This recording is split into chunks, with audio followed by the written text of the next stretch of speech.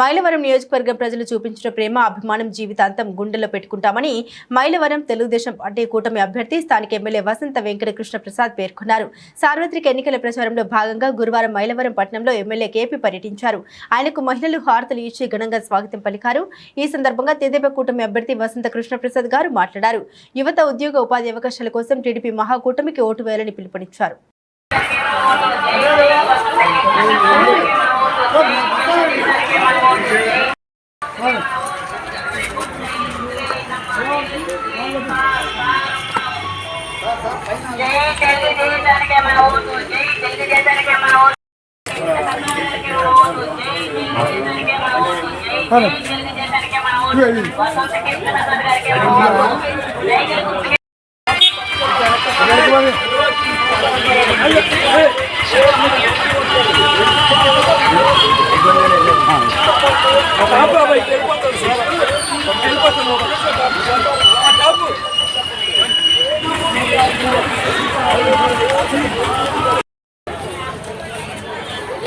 side voting